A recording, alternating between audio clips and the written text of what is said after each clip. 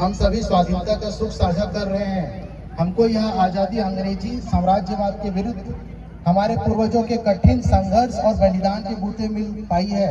यह आज़ादी हमें देन है शहीद गेल सिंह, शहीद ध्रुवा राव, शहीद यादव राव, शहीद वेंकट राव, वीर गुंडाधुर, शहीद टेवरीधुर, शहीद आयतू महारा, शहीद वीर नारायण सिंह जैसे हमारे अनेक ऐतिहासिक नायकों की, जिन्होंने अदम्य साहस का परिचय देते हुए जनमानस में स्वाधीनता की अलग जगाई। महात्मा गांधी के नेतृत्व में पूरे देश के स्वतंत्रता सेनानियों के साथ ही छत्तीसगढ़ के स्वतंत्रता संग्राम सेनानियों ने भारत माता की परतंत्रता की बेड़ियों को तोड़ने के लिए जो अथक मेहनत की, उसके सुखद परिणाम स्वरूप आज हम स्वतंत्र वातावरण में सांस ले रहे हैं। स्वाधीनता के साथ ही बाबा साहेब डॉक्टर भीमराव अंबेडकर के नेतृत्व में संविधान निर्माण का कार्य संपन्न हुआ, जो आज प्रकाश स्तंभ की तरह देश के लोकतंत्र को निरंतर आगे बढ़ाने की राह दिखा रहा है। वर्षों पहले बाबा गुरु घासीदास जी ने समता मूलक समाज का आदर्श हम सबके सामने रखा था, जो बाबा साहेब द्वारा निर्मित संविधान में फलीभूत हुआ। उनके संविधान में कबीर की वाणी का सार भी है, जो भारत के नागरिकों को अभिव्यक्ति की स्वतंत्रता के साथ साथ समानता प्रदान करती है। आज के दिन हम उन पूर्वजों के प्रति भी कृतज्ञता व्यक्त करते हैं, जिन्होंने आपातकाल के कठिन दौर में संविधान की मशाल को बुझने नहीं दिया। देश भर में हजारों लोकतंत्र सेनानियों ने इमरजेंसी का विरोध किया और इसके प्रतिरोध में जेल की सजा और अन्य यातनाएं भुगती। अगले वर्ष 25 जून को इमरजेंसी के 50 वर्ष पूरे हो जाएंगे। इस वर्ष आपातकाल स्मृति दिवस के अवसर पर 25 जून के दिन ही हमें अपने देश के लोकतंत्र सेनानियों का आशीर्वाद मिला है। मुझे यह कहते हुए प्रसन्नता हो रही है कि अपने लोकतंत्र सेनानियों के प्रति कृतज्ञता ज्ञापित करने हेतु पिछले 5 वर्षों से रुकी हुई उनकी सम्मान निधि हमारी सरकार द्वारा पुनः प्रारंभ की गई है। आज के दिन हम अपने उन जवानों के प्रति भी कृतज्ञता व्यक्त करते हैं, जो हमारे प्रदेश में लोकतंत्र विरोधी नक्सलवादी आतंक से पूरे साहस और जज्बे के साथ मुकाबला कर रहे हैं। बीते 8 महीनों में हमारे जवानों ने अदम्य साहस का परिचय देते हुए 146 नक्सलियों को मार गिराया है। इस दौरान हमने 32 नए सुरक्षा कैंप खोले हैं और आने वाले दिनों में 29 नए कैंप शुरू किए जा रहे हैं। आज कई वर्षों बाद क्षेत्र की जनता सुरक्षित महसूस कर रही है, जिसका कारण हमारे वीर जवानों की मेहनत व पराक्रम है। नक्सलवादी घटनाओं से निपटने के लिए अनुसंधान और अभियोजन की कार्रवाई और प्रभावी रूप से हो सके, इसके लिए हमने राज्य अन्वेषण एजेंसी AIA का गठन किया है। बस्तर की जनता नक्सलियों से त्रस्त हो चुकी है और विकास के मार्ग पर सरपट दौड़ने को तैयार है। अंदरूनी क्षेत्रों में नए कैंपों का विस्तार कर लोगों को आतंक से मुक्ति देने के साथ ही इन क्षेत्रों में बुनियादी सुविधाएं सुनिश्चित करने का काम भी युद्ध स्तर पर किया जा रहा है। इसके लिए हमने नियत नेल्लनार योजना शुरू की है। इस शब्द का अर्थ होता है आपका अच्छा गांव।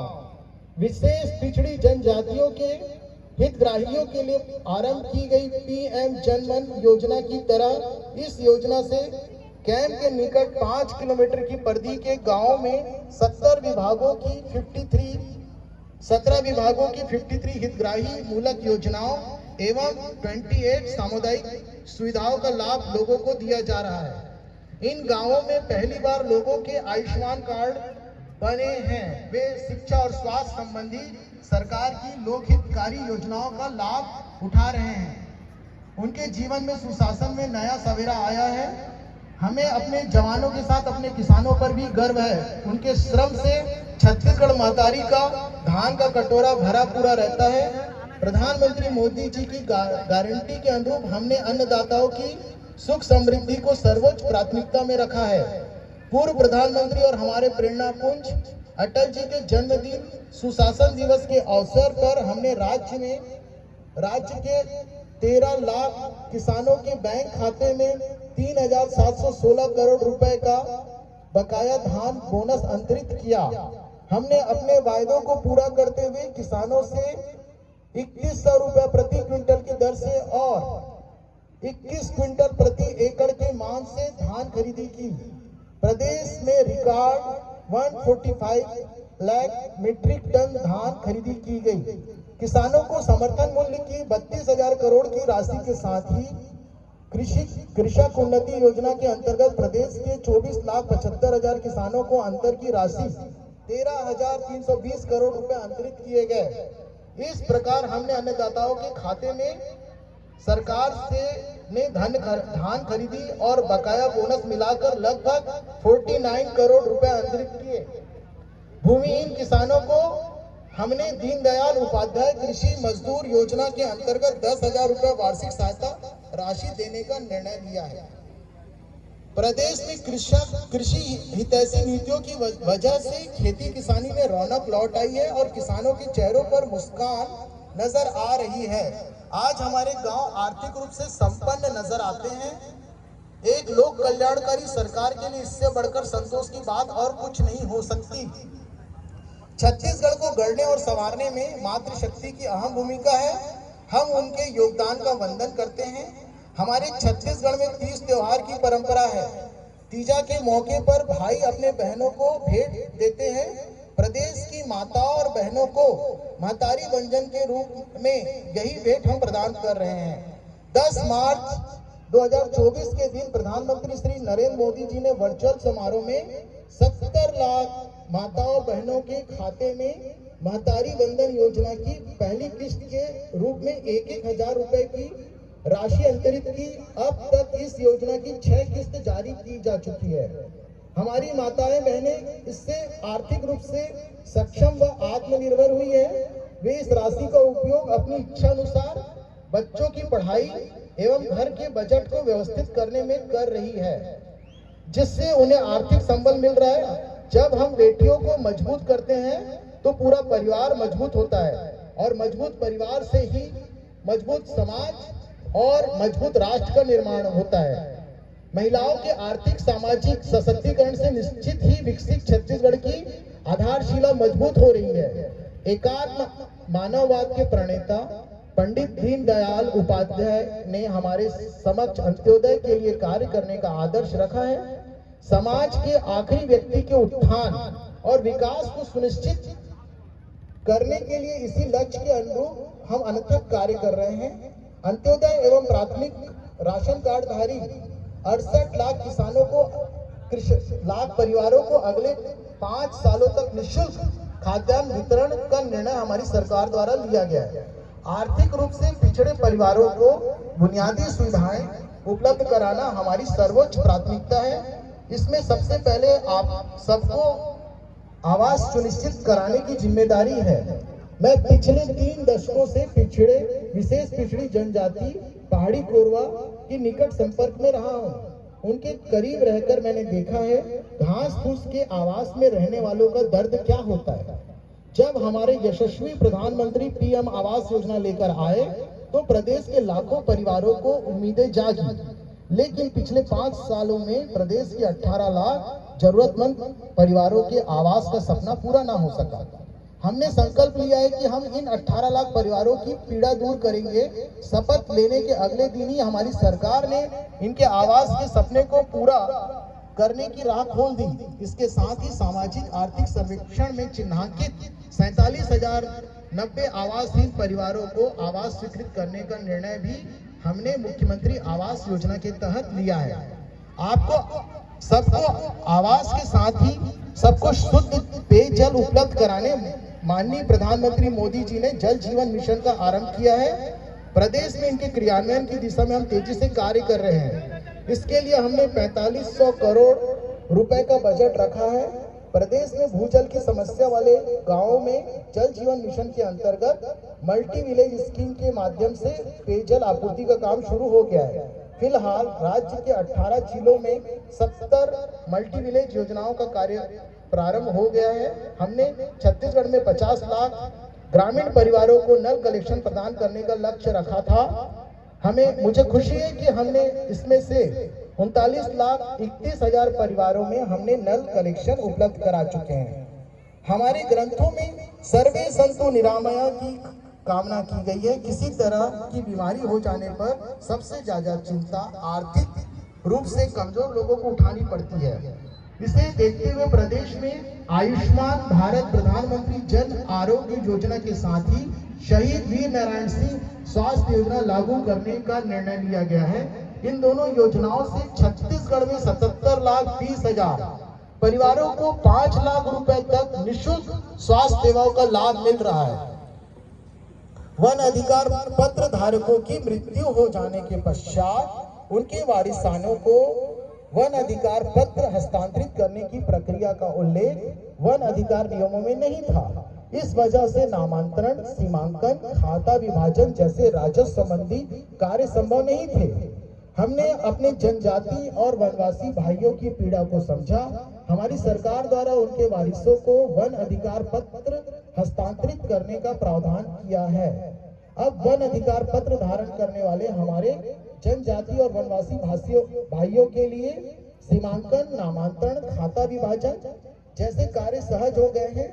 इन वन अधिकार पत्रों को डिजिटलाइजेशन भी किया जा रहा है। वह जनजाति क्षेत्रों में वन धन केंद्रों के माध्यम से माननीय प्रधानमंत्री जी ने वनोपज संग्राहकों की आर्थिक तरक्की की नई राह खोली है। हमारी सरकार ने राज्य के तेंदुपत्ता संग्राहकों की पारिश्रमिक दर को 4,000 रुपए प्रति मानक बोरा से बढ़ाकर 5,500 रुपए कर दिया है।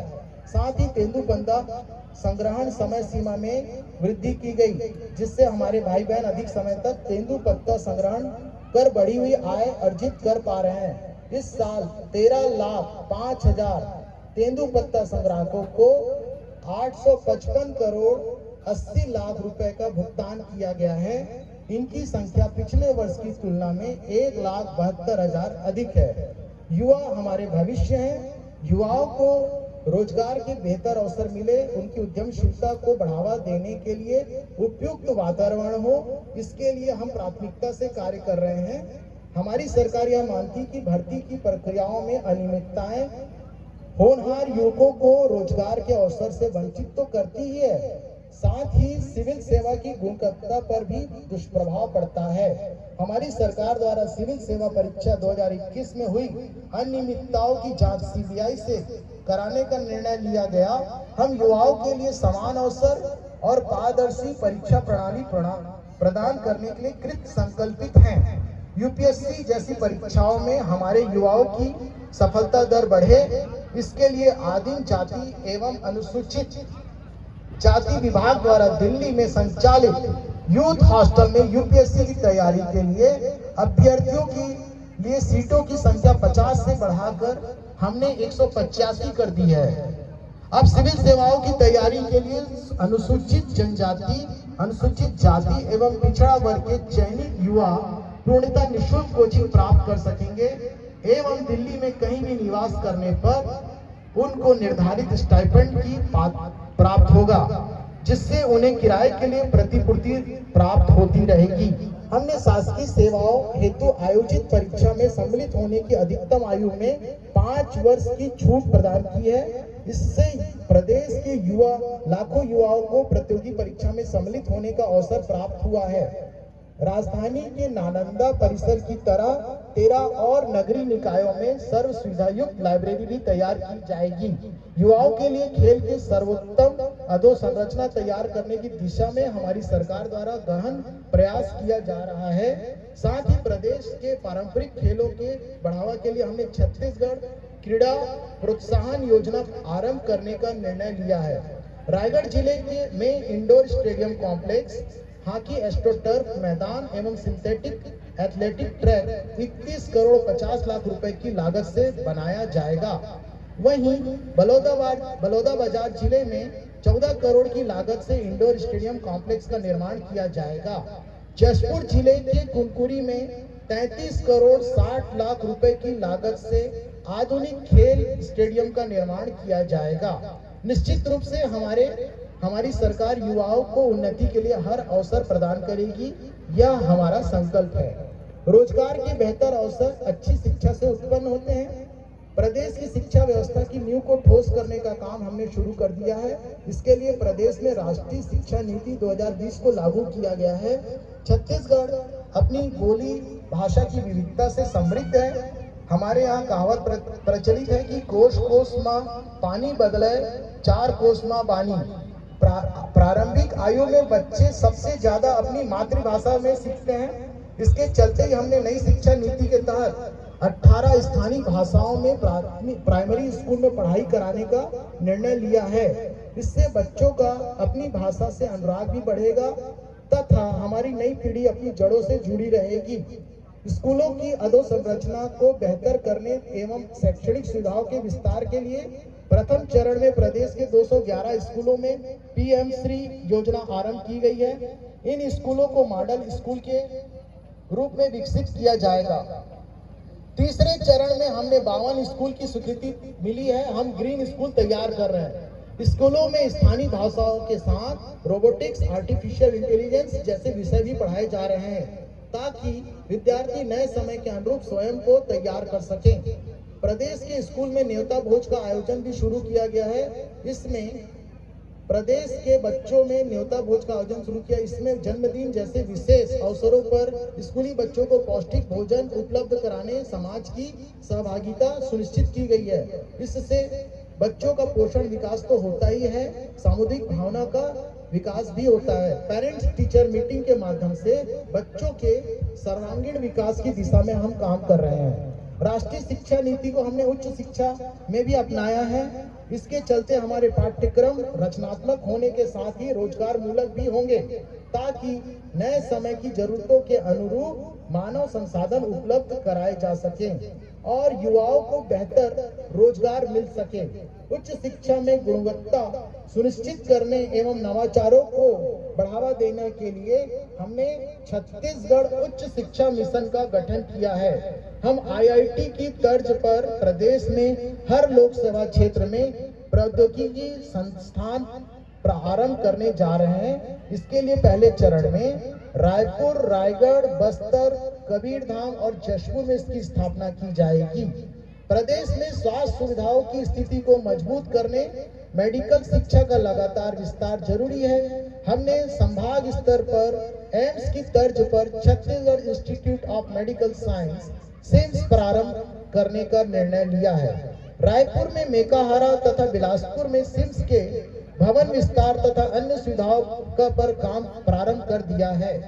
युवाओं को बड़े पैमाने पर रोजगार प्रदान करते हुए अर्थव्यवस्था को तेज रफ्तार देने हेतु हम प्रदेश की नई उद्योग नीति तैयार कर रहे हैं। इसके लिए हम देश की जानी मानी विशेषज्ञ संस्थाओं तथा उद्योग संगठनों की सलाह लेकर कार्य कर रहे हैं। औद्योगिक अवसर को आगे बढ़ाने देश दुनिया में जो नवाचार प्रारंभ किए गए हैं उन्हें राज्य की परिस्थिति के अनुरूप लागू करने छत्तीसगढ़ आर्थिक सलाहकार परिषद के गठन का निर्णय भी हमने लिया है। राज्य में निवेश का माहौल बेहतर माहौल हो, इसके लिए हमने सिंगल विंडो सिस्टम को नवीनीकृत किया है। इससे उद्यमियों को अनामति प्रमाण पत्र एवं अन्य क्लियरेंस के लिए सरकारी कार्यालयों के चक्कर नहीं लगाने पड़ेंगे। प्रधानमंत्री श्री नरेंद्र मोदी जी के कार्यकाल में जिस तरह से छत्तीसगढ़ में नेशनल हाईवे, एयरपोर्ट और रेलवे कनेक्टिविटी के क्षेत्र में महत्वपूर्ण कार्य हुए, उससे छत्तीसगढ़ अब निवेश के लिए सबसे आदर्श जगह बन गया है।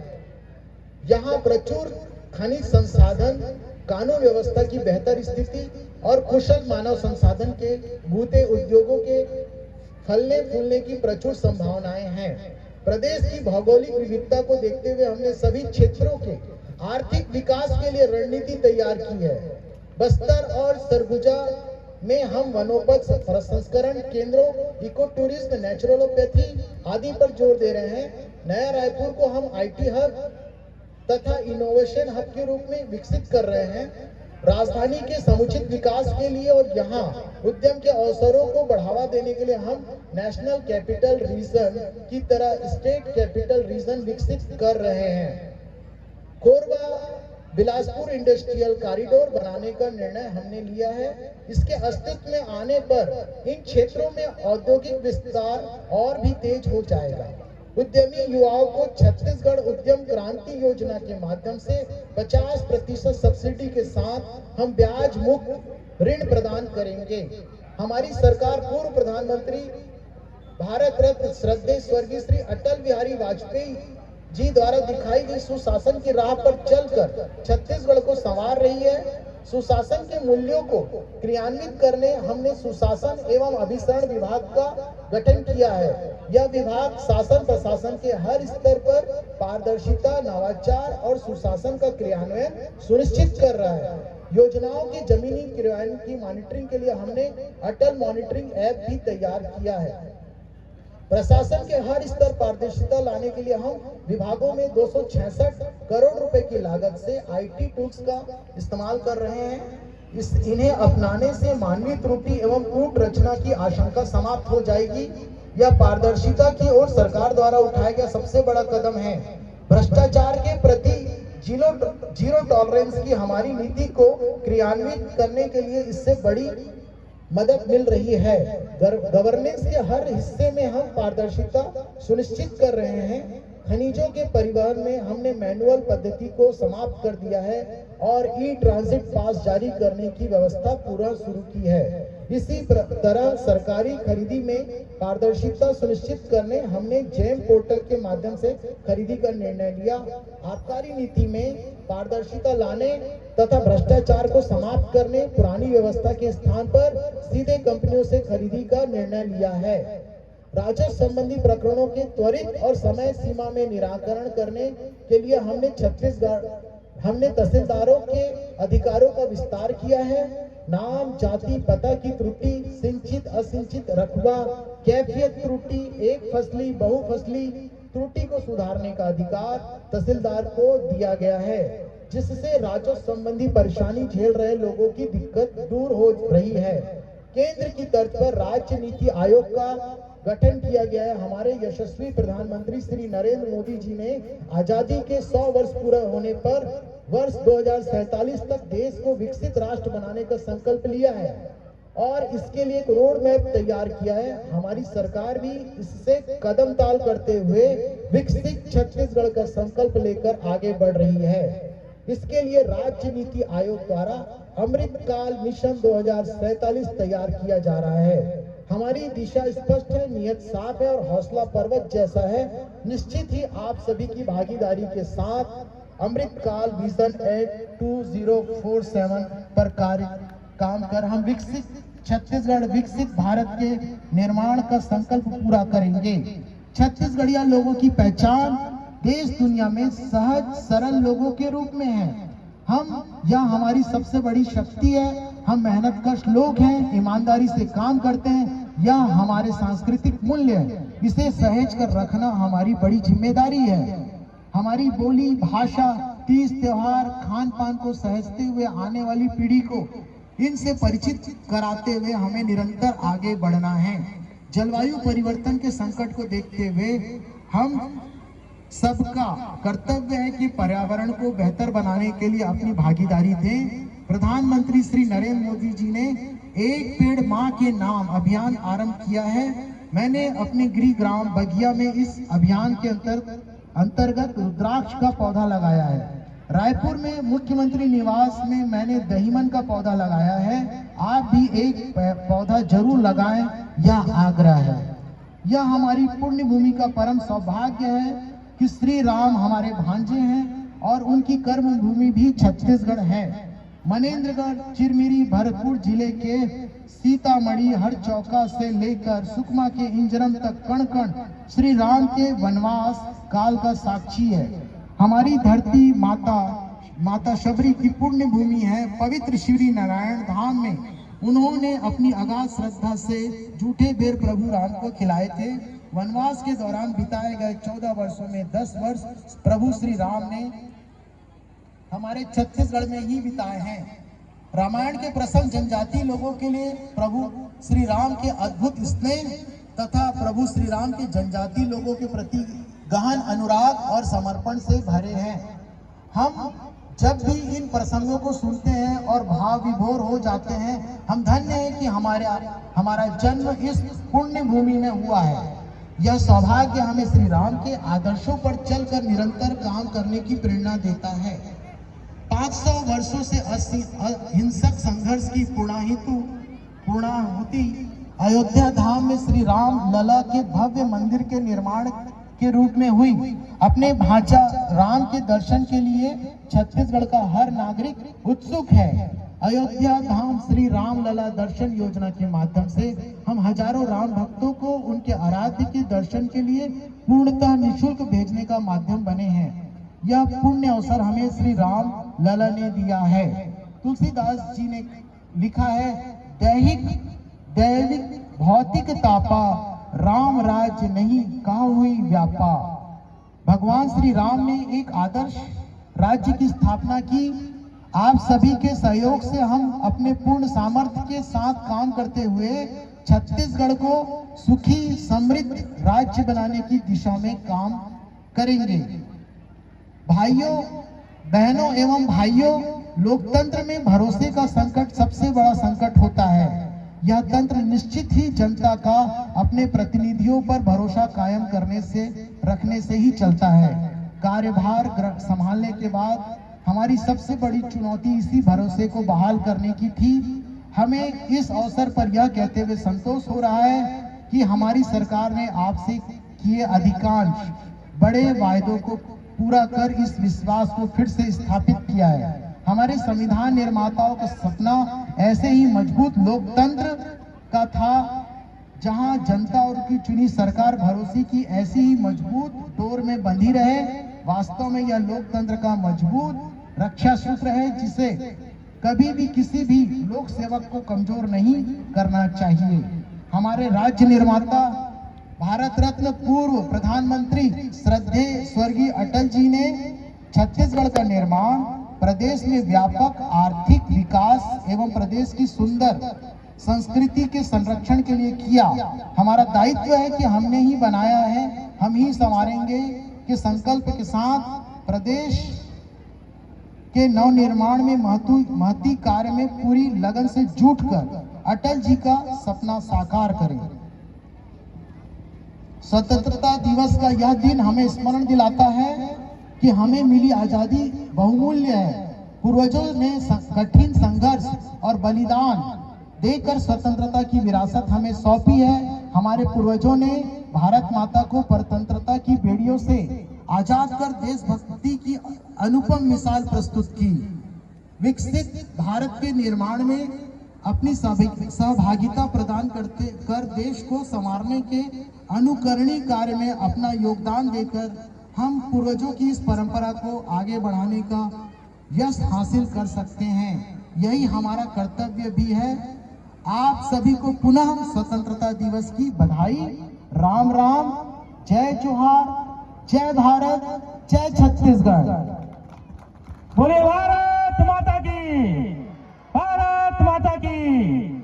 माननीय